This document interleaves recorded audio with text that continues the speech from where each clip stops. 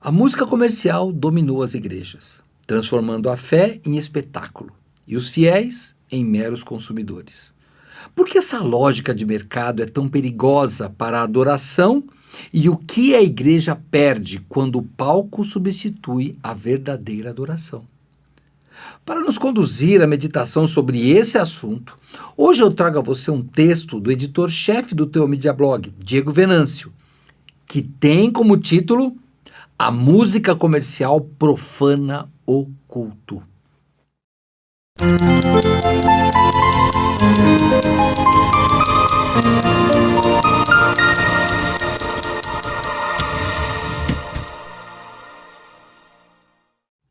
O assunto que quero abordar com você, o quanto a música comercial profana o culto a Deus, é algo que eu pretendo em breve reunir em um livro.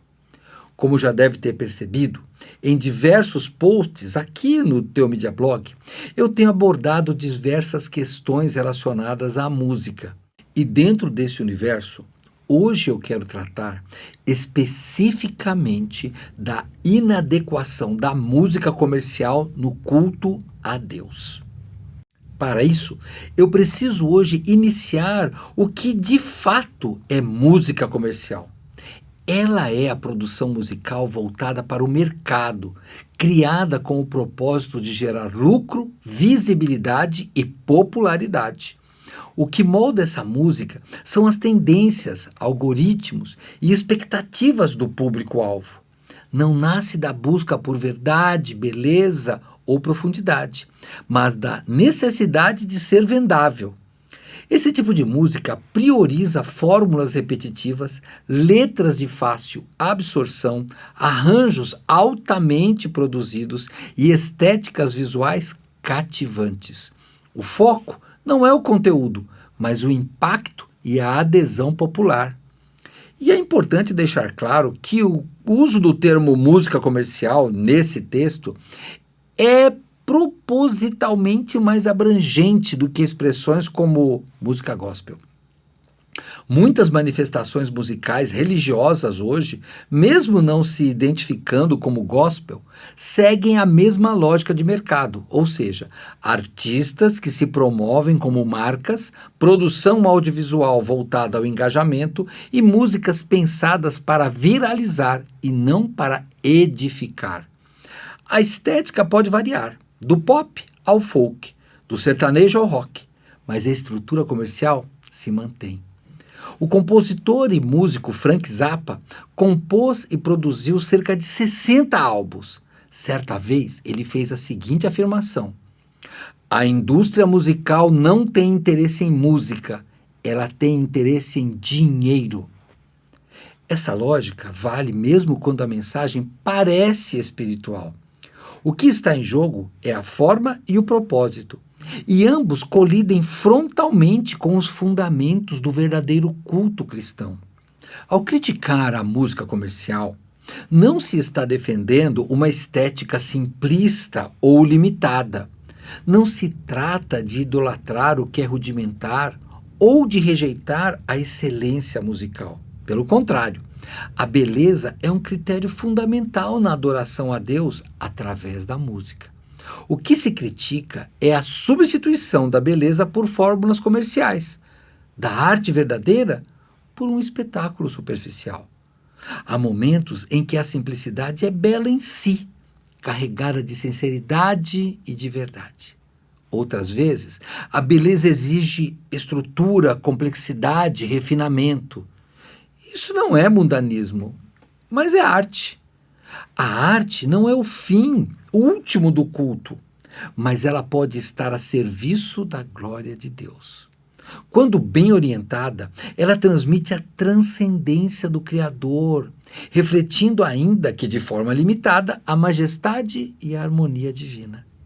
Como disse o escritor e filósofo holandês Hans Hockmaker, a arte não precisa justificar-se como um instrumento evangelístico para ser legítima. Ela pertence à plenitude da vida. No culto, essa plenitude encontra o seu lugar adequado. Nele oferecemos ao Senhor com reverência e discernimento, tudo o que é verdadeiro, belo e digno. O culto cristão é, por definição, solene, espiritual, teocêntrico. E a música, nesse contexto, não deve roubar o foco, mas servi-lo. Entretanto, a estética comercial que domina grande parte da produção religiosa contemporânea corrompe essa estrutura, pois transforma o culto em espetáculo, o transformador em consumidor e o músico em protagonista. Com arranjos que imitam a lógica do entretenimento, performances centradas em cantores, letras vagas, mesmo que sejam porções literais extraídas das escrituras e emocionalmente manipulativas, a música comercial distorce a finalidade do canto congregacional. Como alerta a teóloga luterana Marva Dawn, refletindo sobre o conteúdo em seu livro Reaching Out Without Dumbing Down, que em uma tradução livre seria alcançar sem rebaixar.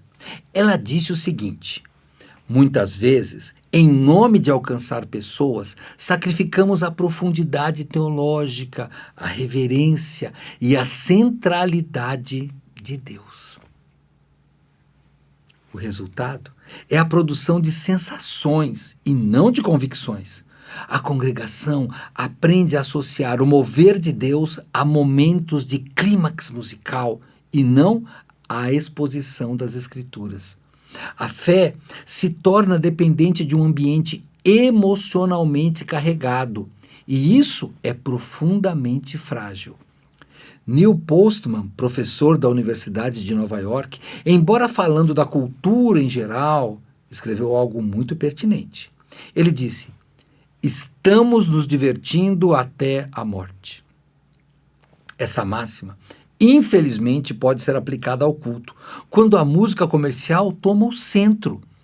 Não se trata apenas de estilo musical, mas de um sistema de valores que coloca a estética acima da teologia, coloca a emoção acima da verdade e coloca o mercado acima da santidade.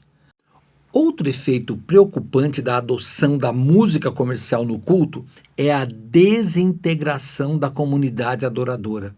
Os compositores não pensam nas músicas para serem cantadas por todos, mas para serem apresentadas por poucos. Eles criam arranjos complexos, vocais feitos para impressionar, enquanto o povo se torna apenas plateia.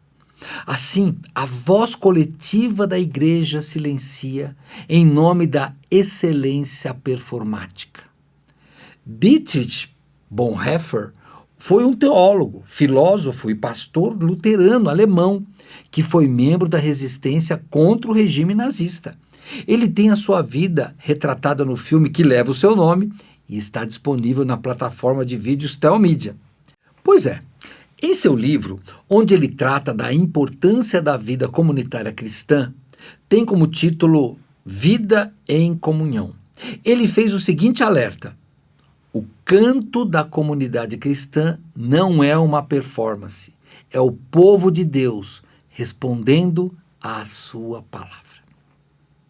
Quando esse canto é substituído pela performance de artistas religiosos, ainda que bem intencionados, a comunidade é empobrecida. São a comunhão da palavra cantada e não no aplauso a talentos individuais que cultivam a fé. Além disso, o culto deixa de ser formativo. A música, em vez de ensinar a doutrina, reforçar verdades bíblicas e edificar espiritualmente, se torna um momento de escape emocional. Isso tem consequências diretas na vida cristã. Crentes tornam-se fracos na fé, pois foram alimentados com emoções, não com as Escrituras. A igreja precisa cantar, ela precisa ouvir a si mesma em cântico e ser edificada pelas verdades entoadas por seus irmãos. Os membros devem compreender que pertencem a um só corpo, e poucos momentos expressam tão bem essa realidade quanto o canto congregacional, especialmente quando entoado a capela. Como observou Keith Getty, um dos compositores de hinos modernos centrados em Cristo, que diz: o canto congregacional tem um papel crucial na formação espiritual do povo de Deus. Se cantamos canções rasas, formamos crentes também rasos. É urgente resgatar no culto cristão uma música que una beleza, sinceridade e profundidade espiritual. Não voltamos ao passado por nostalgia, mas avançamos com discernimento, rejeitando o que o mercado molda e abraçando o que a palavra de Deus molda. A beleza deve ser perseguida com zelo. Ela pode se manifestar tanto na simplicidade de um salmo cantado com devoção, quanto na riqueza harmônica de um hino coral bem arranjado. Em todo caso, o que realmente importa é que essa beleza reflita a glória de Deus e não a vaidade humana. A música, portanto, deve convidar à reverência e não ao espetáculo. Além disso, a sinceridade precisa ser visível na vida do músico, na escolha do repertório e na intenção do ministério. Isso exige discernimento, oração e temor. Afinal, o músico no culto é um servo da palavra, não um artista de palco. Por fim, a profundidade deve ser buscada na composição. Letras bíblicas, cristocêntricas, que falem da cruz, da graça, da soberania de Deus, do pecado e da esperança. Como escreveu o pastor e escritor norte-americano A.W. Tozer, que diz: a adoração deve ser inteligente. Deus não quer filhos zumbis espirituais, mas filhos que o amem com a mente e coração. O problema é que a visão comercial, muitas vezes adotada pela igreja de forma inconsciente, acaba roubando esse privilégio, o de proferir de forma audível palavras de adoração que fortalecem a fé. A música comercial não é neutra. Ela carrega uma lógica que distorce o culto cristão. Por isso, rejeitamos essa prática, não por um purismo estético, mas por fidelidade ao Deus que se revelou em beleza, verdade e santidade. Ao rejeitar essa estética comercial, não fazemos apologia à simplicidade desleixada, mas sim à integridade. Não buscamos pobreza artística, mas beleza transcendente.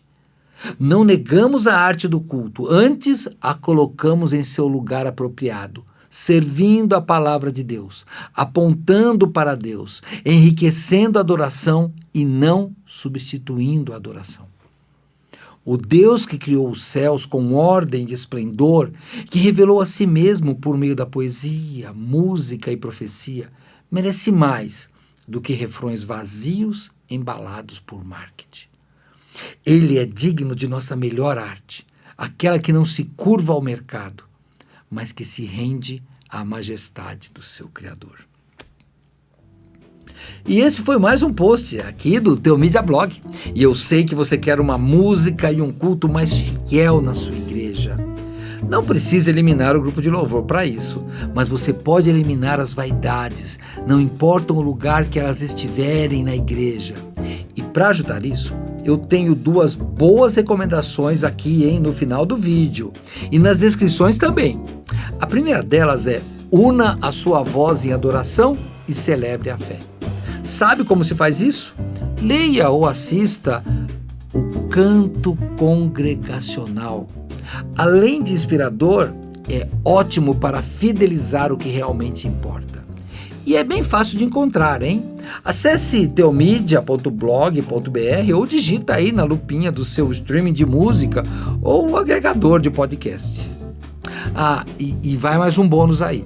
Nós já fizemos vários conteúdos sobre música, liturgia, composição, partituras para hinos, órgãos, pianos, louvores. Gente, tudo que vocês podem imaginar sobre música da igreja. E é só conferir aqui na nossa playlist aqui do YouTube. Agora, outra recomendação. Hoje vimos que na música há várias tentações e jeitos de enfraquecermos a nossa devoção. E tem uns 4 Vida Pura que cairiam muito bem aqui. Tem uma que é dos 2 convites, tem o 76. Não, mas já sei, olha. Assista o 93. O Brasil está sufocando o Evangelho. Infelizmente com a música e com muito mais também. Mas assista que você vai gostar. E lembre-se, hein? Aliás, você já sabe. Tudo que você deseja saber sobre a vida cristã e crescer na fé está aqui na Teomídia. Que Deus te abençoe e nos vemos na semana que vem, se Ele permitir. Até lá!